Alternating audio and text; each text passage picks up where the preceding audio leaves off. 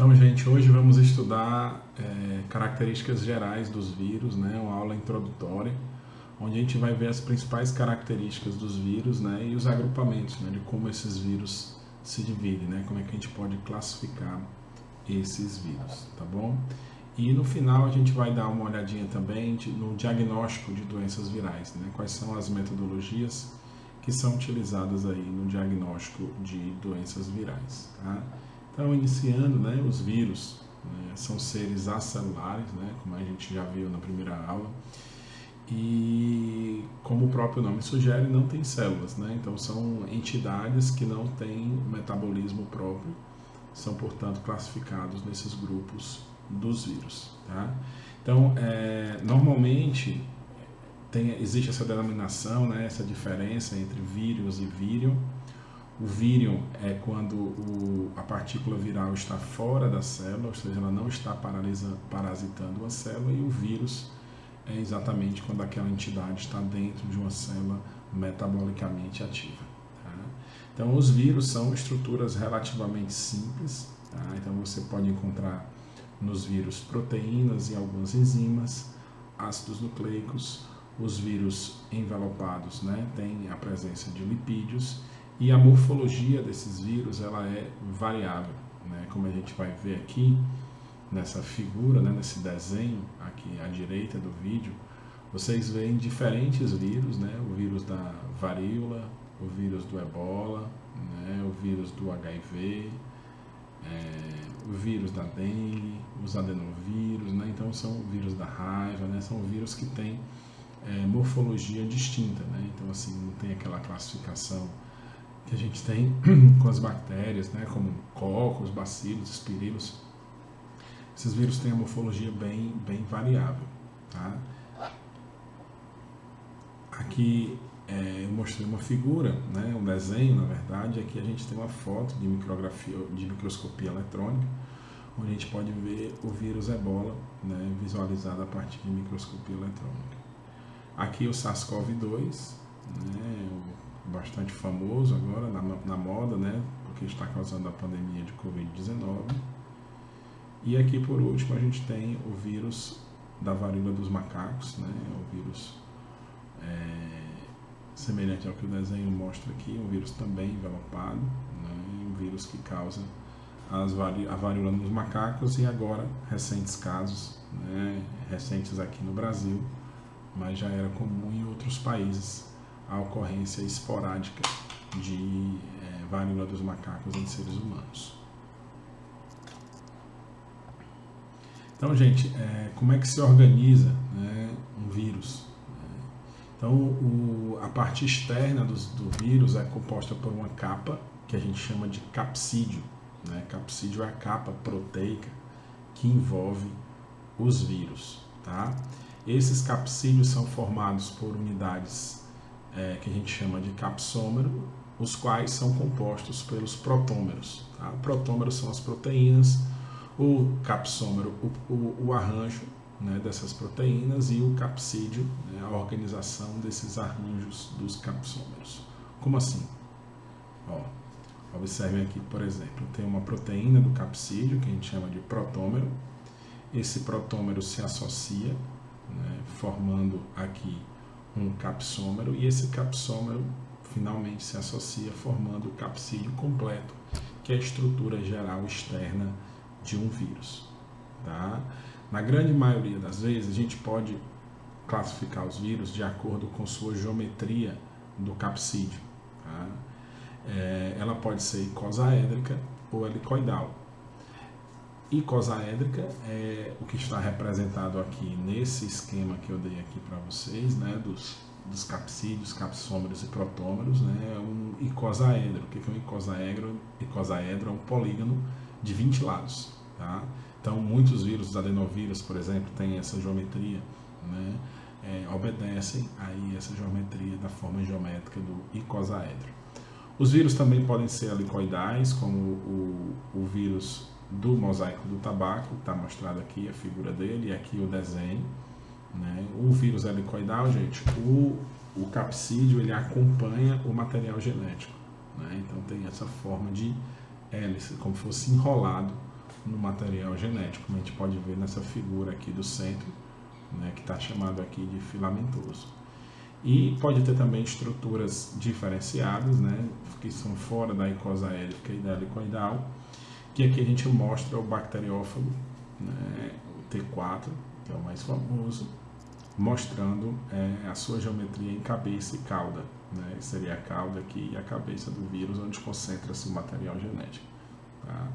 E aqui a gente tem os receptores que se ligam à célula bacteriana e conseguem passar o seu material genético. Aqui na direita eu vou ter o vírus do mosaico do tabaco, que eu já tinha falado, né, de geometria aqui helicoidal ou filamentosa, e aqui o vírus do HPV, né, que tem geometria icosaédrica, tá? Mostrando aqui a foto de microscopia eletrônica, enquanto aqui a gente tem apenas desenhos, tá? Existe uma classificação também que não é feita pela morfologia do vírus, e sim pelo seu material genético, tá? Então, os vírus classificam-se de acordo com o seu material genético e de acordo de como esse material genético é duplicado, tá? Então, a partir disso foi possível classificar os vírus aqui em 6 grupos diferentes, né? A chamada classificação de Baltimore. Hoje já existe uma 7ª classe de vírus, né, que a gente vai comentar depois no final com vocês, tá bom? Mas essas são as principais e hoje entra uma 7ª classe que também é um vírus de RNA. Tá? Então, a verdade, isso aqui é uma maneira relativamente fácil de se memorizar, quem é classe 1, classe 2, 3, 4, 5 e assim sucessivamente, é exatamente vocês tentarem imaginar que a complexidade do vírus diminui, né, de cima para baixo, ou seja, o mais complexo, que é o mais parecido com a gente, que é o vírus de DNA de dupla fita, e aí vai retroagindo, né, regredindo na evolução. Tá? Então a gente tem um vírus de DNA de dupla fita, depois a gente tem o vírus de DNA de simples fita, depois um RNA de dupla fita, depois um RNA de simples fita de orientação positiva, simples fita de orientação negativa e os retrovírus, que também são vírus de RNA, tá? São vírus de RNA de fita simples de orientação positiva. O que é essa história de orientação positiva, orientação negativa? Gente, orientação positiva é quando a sequência é o próprio RNA mensageiro, ou seja, ela está pronta para ser traduzida. Quando ela é a fita complementar ao RNA mensageiro, a gente costuma chamar de fita negativa ou fita de orientação negativa, tá? E isso vai ter um impacto, gente, principalmente na reprodução desses vírus. A gente vai ver aqui na próxima ilustração que como esses vírus conseguem duplicar o seu material genético, né? E como eles sintetizam também as suas proteínas. Vamos ver aqui nessa figura. Então, gente, por exemplo, ó, o vírus do tipo 1, tá? Da classificação de Baltimore, ele é um vírus de DNA de dupla fita, né? Para fazer suas proteínas, ele faz o quê? Ele sintetiza RNA mensageiro, né? E esse RNA mensageiro vira a proteína, né? A duplicação desse vírus também é tranquila, né? Porque vai ser semelhante à nossa, né? Vai abrir a dupla fita de DNA e a gente vai ter a duplicação da molécula de DNA, tá? O vírus do tipo 2 de Baltimore é um vírus de DNA de fita simples, então a primeira coisa que ele faz para se duplicar, né, é exatamente produzir uma outra fita de DNA, né? E essa outra fita que ele produz vai servir como molde também para a síntese da molécula de DNA que vai integrar os novos vírus.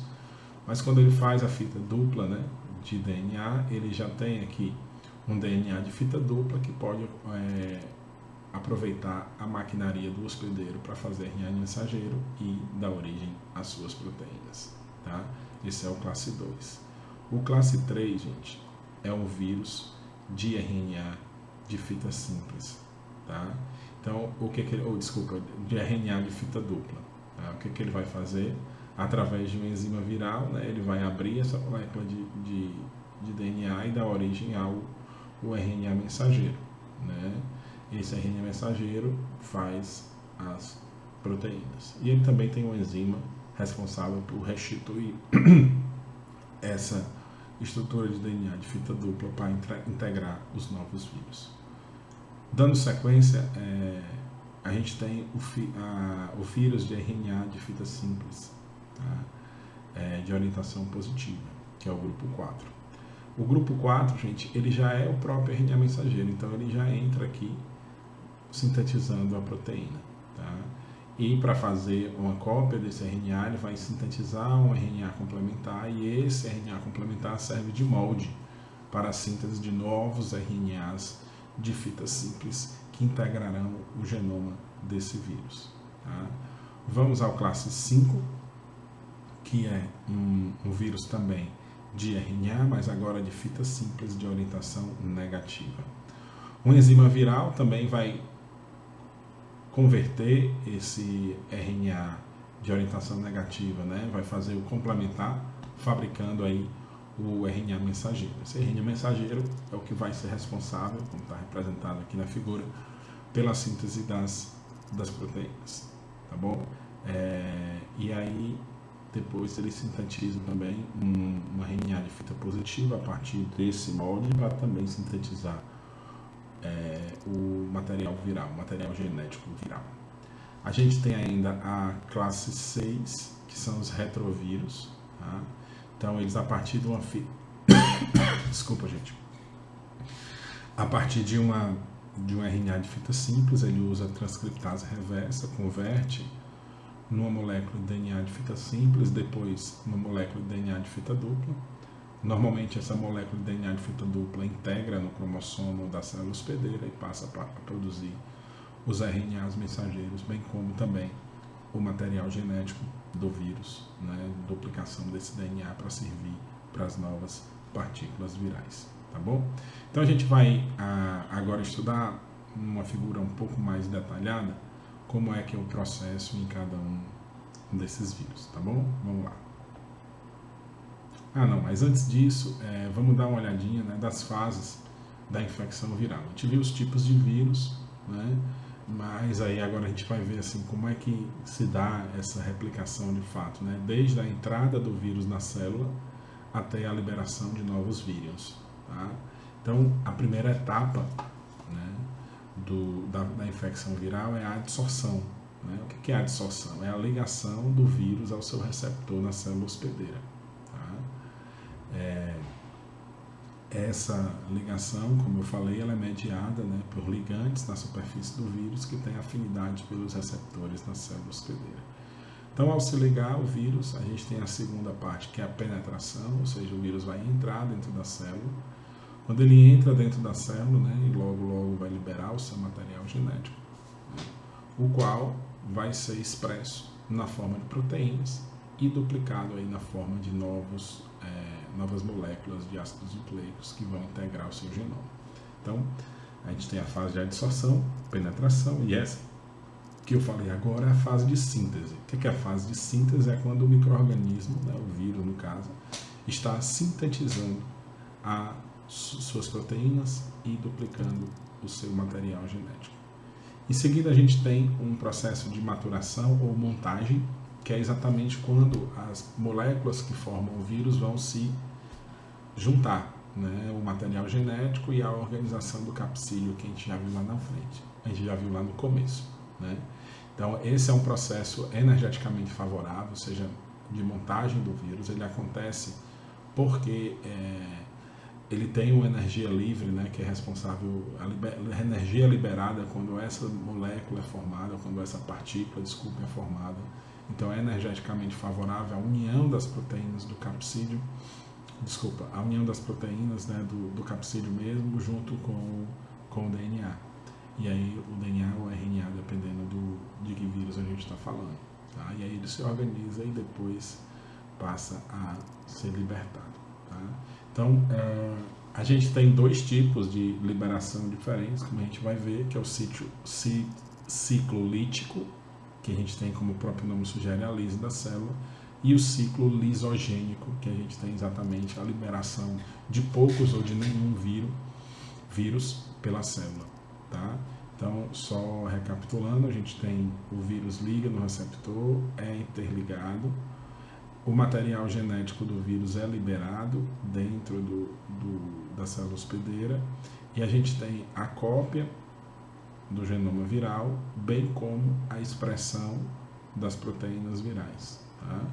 Então, essas proteínas virais vão se unir ao DNA, ao RNA, né, dependendo do vírus, e vão montar o vírus aqui na penúltima fase, né, dentro da célula hospedeira.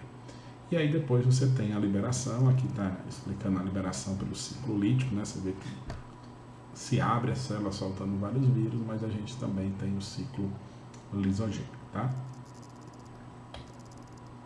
Então, vamos conversar um pouquinho sobre a primeira fase, que é a fase da adsorção. Tá? Então, como eu falei, gente, a adsorção é mediada por receptores. Tá?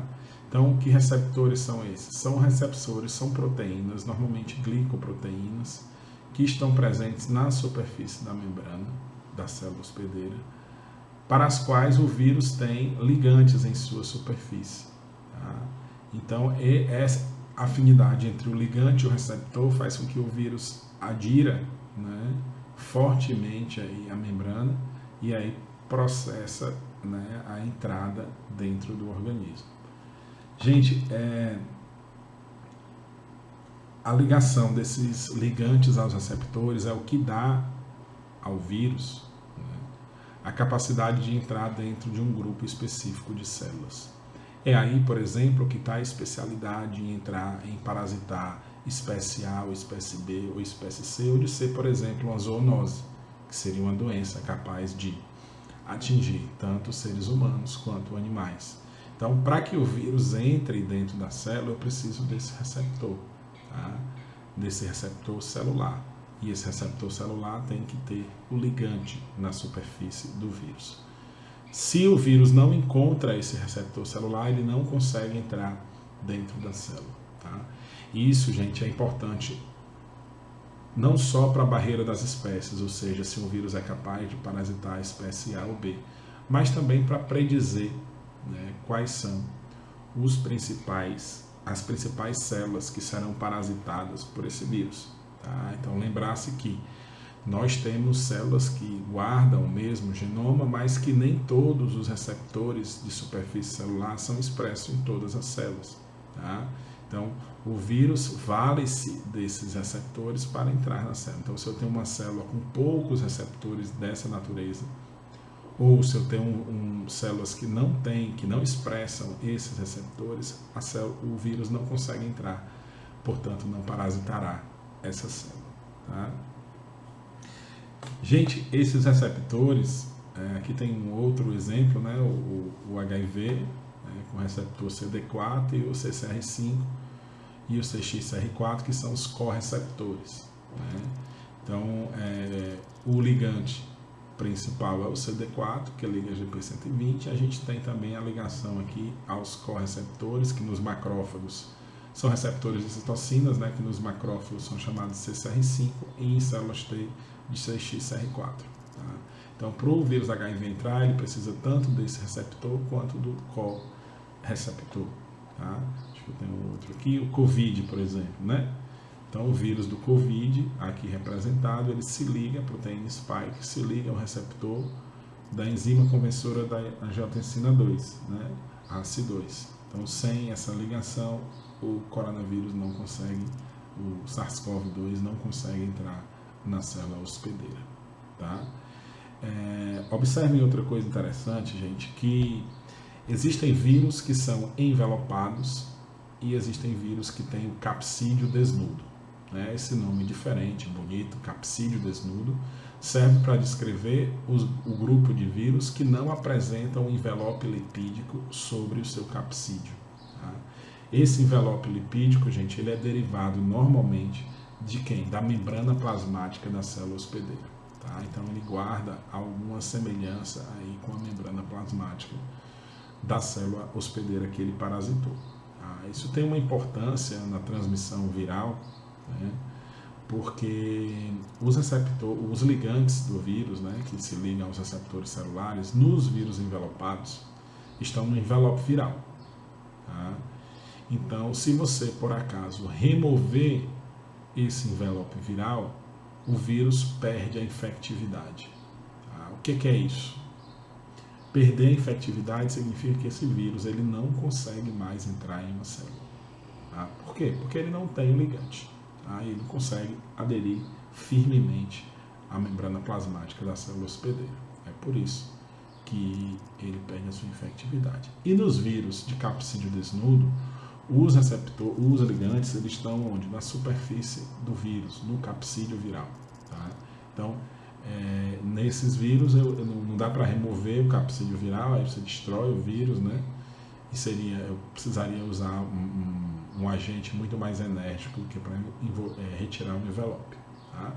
O envelope lipídico, como a gente já falou, né, de natureza lipídica, pode ser retirado, por exemplo, com álcool.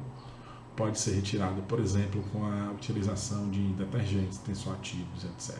Tá? Então, é muito mais fácil você inativar um vírus envelopado do que um vírus não envelopado. Tá? Isso onde? No ambiente. Tá?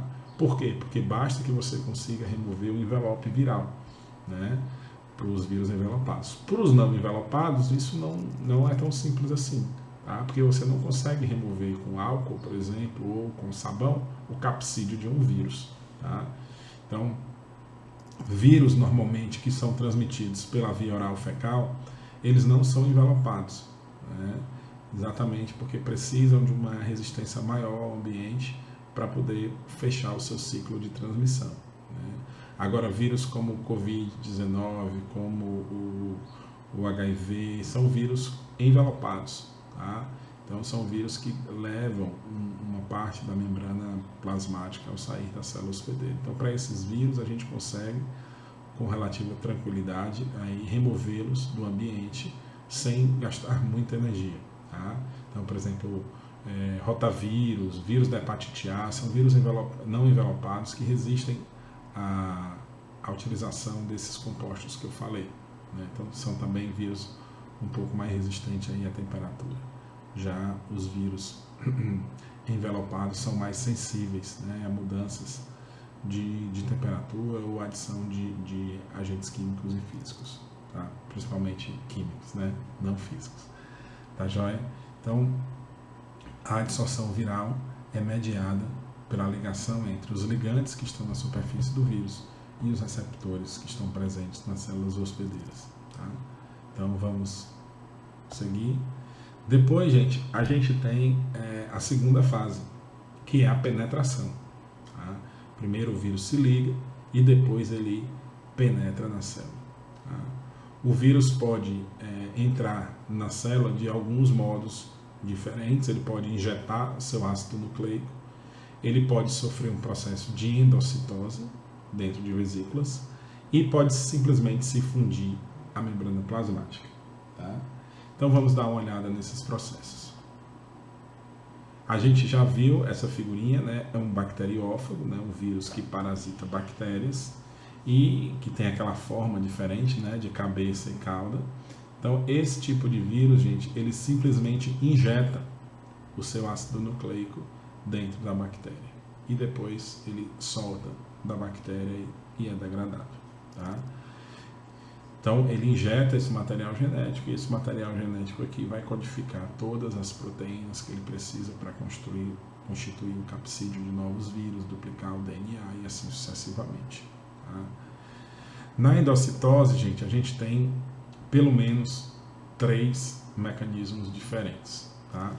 O primeiro, da extrema esquerda, aqui, é o mediado por clatrina, né, que é uma proteína, certo? Que o vírus, ao se ligar ao receptor, ele é formado uma vesícula que internaliza esse vírus e acaba recobrindo essa vesícula com clatrina, né? E é ela que é responsável aí por conter o vírus dentro dessa vesícula.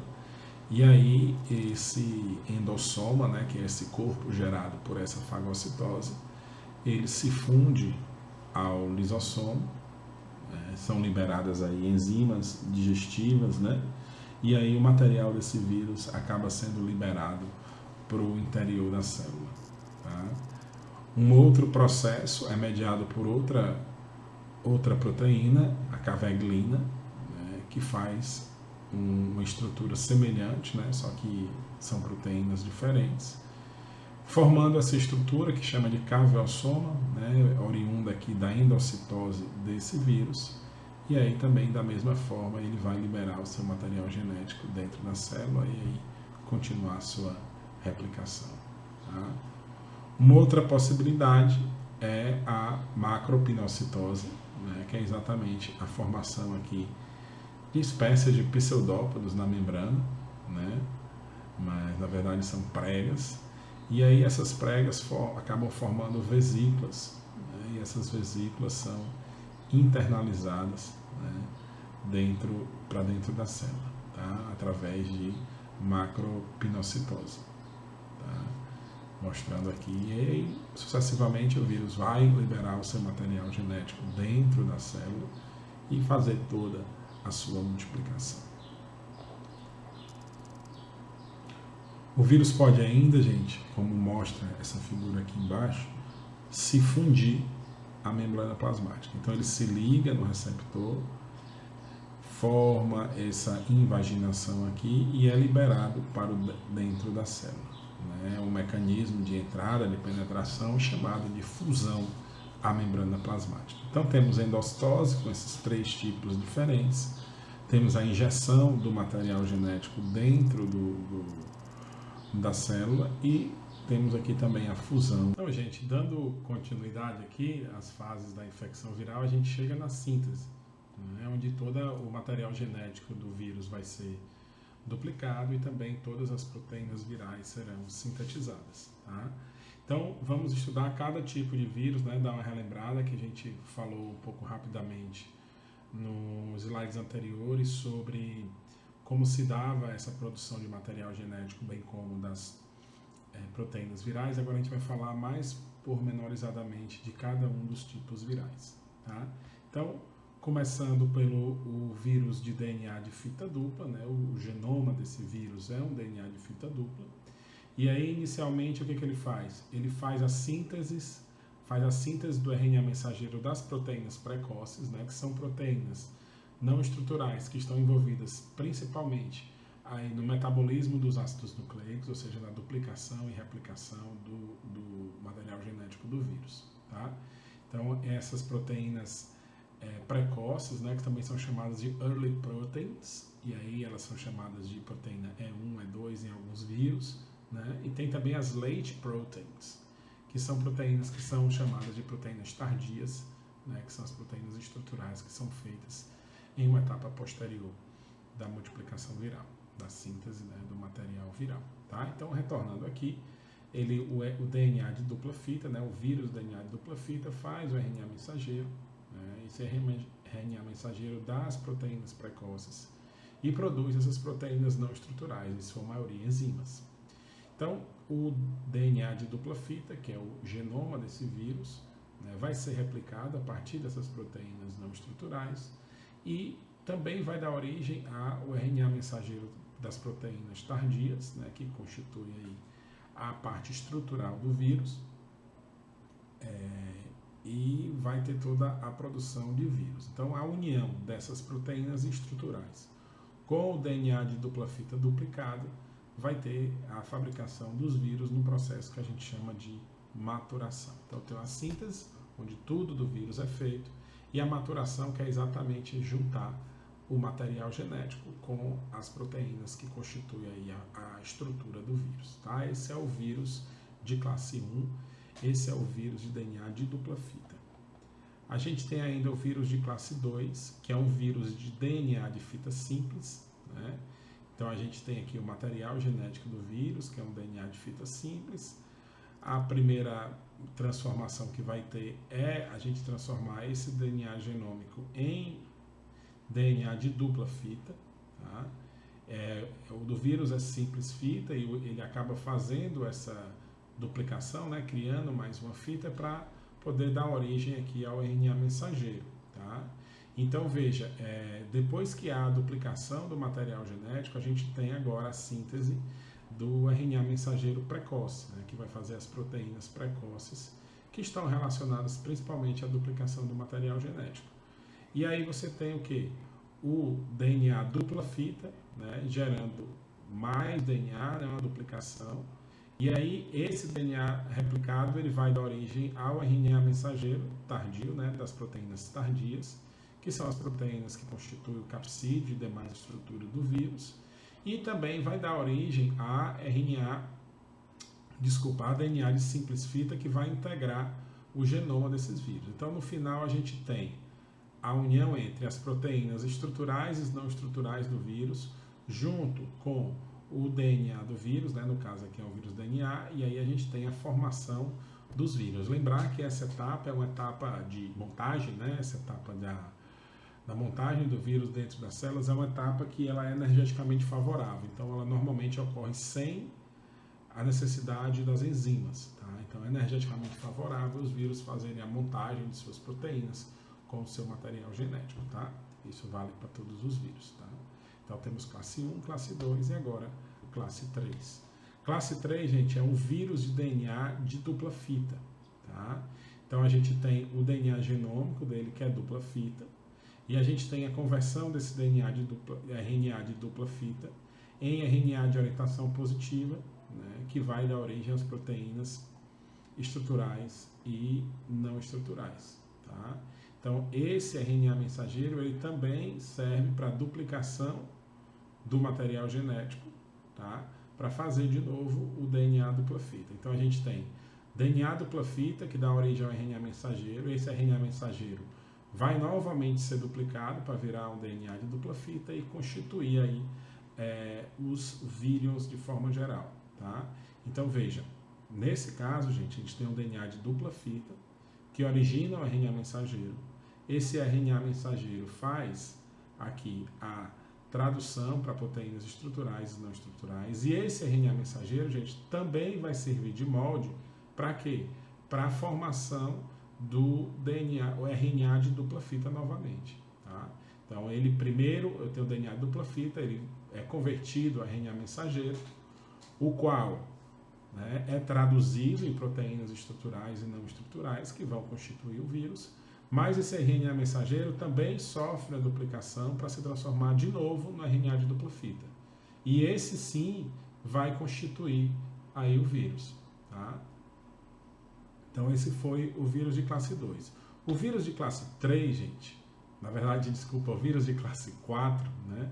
Esse foi o vírus de classe 3, é um vírus de RNA de fita simples, tá? Então, de orientação positiva. O que é um vírus de RNA de fita simples de orientação positiva? É um vírus cujo material genético é o quê? O próprio RNA mensageiro, como no caso do vírus SARS-CoV-2. Né? É um vírus de RNA de orientação positiva. Então, ao chegar no interior da célula, esse material genético ele é prontamente traduzido, tá? E transformado numa poliproteína. Essa poliproteína, gente, é metabolizada, tá?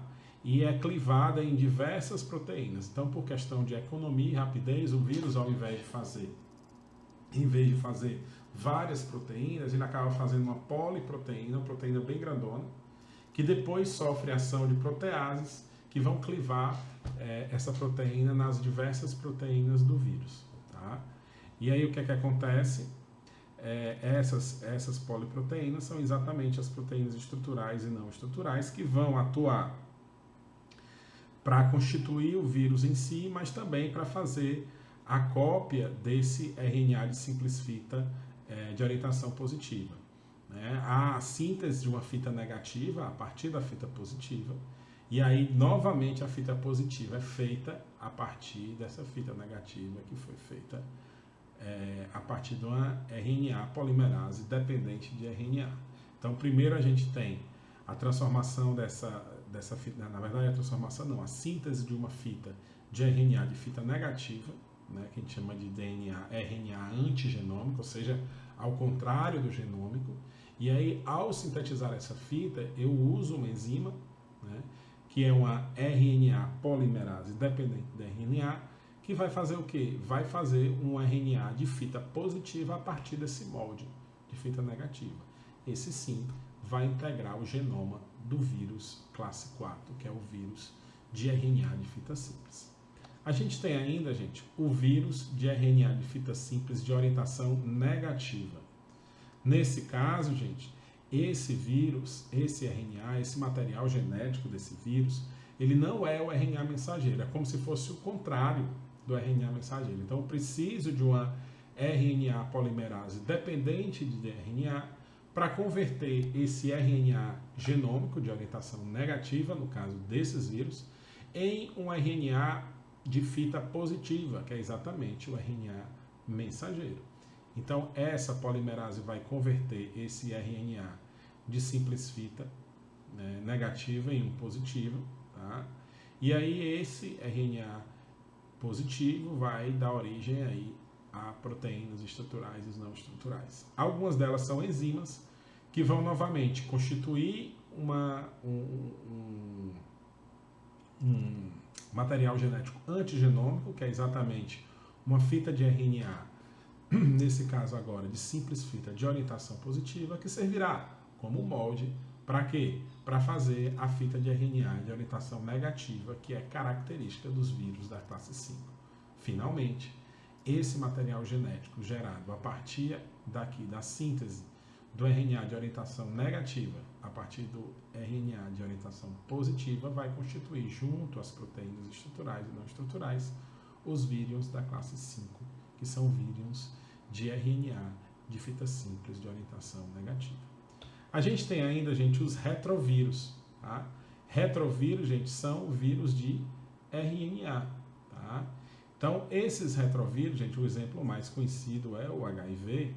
Eles são vírus de RNA de fita positiva, só que eles, ao invés de já funcionarem como o próprio material genético, o que eles fazem? Eles dão, através de uma enzima chamada de transcriptase reversa, eles são transformados em moléculas de DNA, tá? Convertidos em moléculas de DNA a partir da transcriptase reversa. Inicialmente DNA de simples fita, o qual sofre duplicação e vira um DNA de dupla fita, que é semelhante à célula dos hospedeiros. No caso do vírus HIV, os hospedeiros são as células humanas, então ele vira um DNA de dupla fita, que é semelhante ao nosso material genético. Esse DNA de dupla fita gerado, gente, ele integra no cromossomo da célula hospedeira, certo? Vai lá no núcleo e se integra, se liga, se funde ao material genético da célula hospedeira. Nesse momento, gente, ele se torna parte do DNA da célula hospedeira. E a partir daí, gente, toda divisão celular que eu tiver, por exemplo, nessa célula, essa célula se dividir, o material genético também do vírus é copiado e está constituído na célula filha. Né? Então, depois que a gente integra o DNA viral, ele vai tanto transcrever RNA mensageiro para constituir o RNA genômico, como também vai gerar o RNA mensageiro para quê? Para traduzir as proteínas do vírus, estruturais e não estruturais, as quais vão constituir os vírions após a montagem do vírus. Tá? Então é um vírus um pouco diferente dos outros, né, que tem um genoma de RNA que é convertido a um genoma de DNA. Depois esse genoma integra ao cromossomo da célula hospedeira. Uma vez integrado, né, ele fica para sempre nesse genoma, e toda vida que essa célula se duplicar, o material genético do vírus também é duplicado. Tá? Uma vez integrado, ele vai produzir RNA mensageiros virais, que vão constituir as proteínas virais, né, e vão constituir também o material genético dos vírus. Tá? E aí, uma vez feita o RNA de orientação positiva, que é o material genético desses vírus, e também as proteínas correspondentes a esses vírus, vai ocorrer o quê? A montagem dos vírus e aí a posterior liberação. Tá? Que é exatamente o que nós vamos estudar na quinta fase, né? Na quinta fase não, mas na quinta etapa das fases da infecção viral, tá? Que é exatamente a liberação. Tá? Aqui eu coloquei um pouquinho da montagem que a gente já falou no slide anterior, já falou inclusive das proteínas precoces, né, das early proteins, e também das proteínas tardias, né, aqui constituída pela expressão leite. Tá? As proteínas early proteins normalmente são proteínas associadas, como a gente viu, ao metabolismo do DNA e do RNA, dependendo do vírus. Aqui eu tenho uma foto da montagem do vírus, ou seja, da parte em que a gente tem o material genético e tem aqui as proteínas que constituem a estrutura do vírus, mostrando o empacotamento desse genoma, né? Tá aqui o genoma do vírus, aqui as proteínas do capsídeo viral se juntando a esse vírus até formar uma estrutura que é constituída pelas proteínas do vírus, aqui essas figuras maiores em verde, e aqui dentro o material genético do vírus. Tá? Uma vez que a célula entra, que o vírus entra na célula, sintetiza todas as suas partículas, ele pode ir por dois caminhos. Né? Ele pode ir pelo caminho que a gente chama de ciclo lítico e o caminho que a gente chama de ciclo lisogênico. Tá? No ciclo lisogênico, gente, a gente tem pouca ou nenhuma liberação de vírus. Tá? Então, o que é o ciclo lisogênico? É um ciclo em que eu tenho pouca liberação de vírus e não estoura a célula. Né? Em contrapartida, no ciclo lítico, o que eu tenho? Eu tenho uma alta produção viral e a liberação desses vírus através da lise celular. Tá?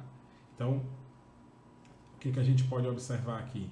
A gente tem o vírus fora da célula, o vírus se liga no receptor, adentra na célula, aqui um vírus de RNA. Né? A gente tem a síntese proteica desse RNA, tem a replicação do material genético, depois entra aqui no retículo endoplasmático, né, para montagem do capsídeo viral e do DNA, que é o que acontece aqui. E aí a gente tem a liberação desse vírus. Tá? Então observe que essa liberação aqui ela é uma liberação sem a lise celular. Normalmente a célula está no ciclo lisogênico. Tá? Então, quando a célula entra no ciclo lítico, gente, o que acontece? A célula realmente produz tantos vírus que ela estoura. Né? Então, é o que eu dou exemplo normalmente na sala de aula para as pessoas que têm o herpes simples, né? Como por exemplo o herpes labial. O que acontece?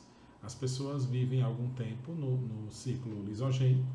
Né? Tem pessoas que vão ficar sempre no ciclo lisogênico, que nunca vão desenvolver aí o aparecimento da doença em si. E quando entra no ciclo lítico, o que eu tenho? A liberação de muitos vírus, e esses vírus causam aquelas lesões que a gente observa principalmente na boca. Né? A gente sabe que esse vírus tem tropismo aí pelo nervo trigêmeo, então ele pode aí acabar na boca, nos lábios, no nariz, no ouvido, né? Em diversos outros locais que esses nervos, né? Que o nervo trigêmeo irradia.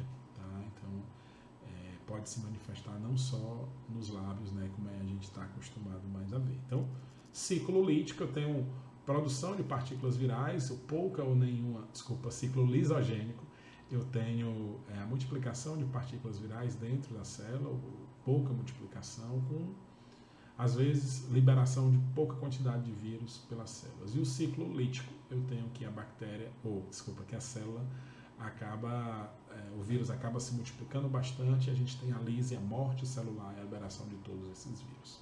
Tá? Então, isso seria as fases da infecção viral. E a gente fecha aqui as fases da infecção viral, porque a gente tem desde a entrada do vírus na célula até a liberação através do ciclo lítico ou do ciclo lisogênico. Tá? Então, agora, vamos ver um pouco, né, de diagnóstico de doenças virais.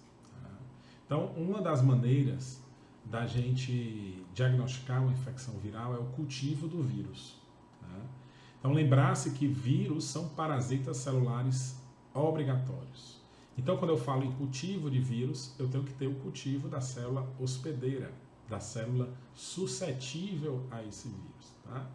Então, normalmente, a amostra é um local onde o vírus se multiplica multiplica bastante, então de alguma forma a gente tem que captar, se a gente quer cultivar o vírus, no local onde o vírus está. Eu tenho que ter uma célula suscetível, ou seja, uma célula que tenha receptores para esse vírus e que sofra alguma coisa ao ser parasitada por esses vírus. Tá? Então, tem algumas transformações celulares que a gente costuma genericamente chamar de efeito citopático. Tá? O que é efeito citopático? É exatamente as lesões provocadas, né, os distúrbios, na verdade, provocados pela infecção viral a nível celular. Tá? Então, existem alguns exemplos desses tipos de lesão celular, né, que é, por exemplo, aqui, ó, observa o efeito citopático. Você observa aqui que essas células estão todas no mesmo padrão, em tapete. Né? Aqui você já começa a observar a destruição das células, né?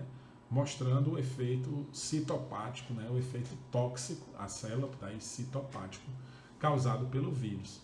Tem alguns efeitos citopáticos bem famosos, né? Que, por exemplo, é a formação de sincícios. O que é sincício, gente? Dá uma aparência de ter uma célula multinucleada, né? Então, veja, começam a acontecer esse tipo de comportamento aqui, tá? Isso aqui são núcleos celulares, né? E aí esses núcleos começam a se fundir como se fosse uma célula só. As células começam a se fusionar da toxicidade viral, tá? E o nome disso é sincício, né?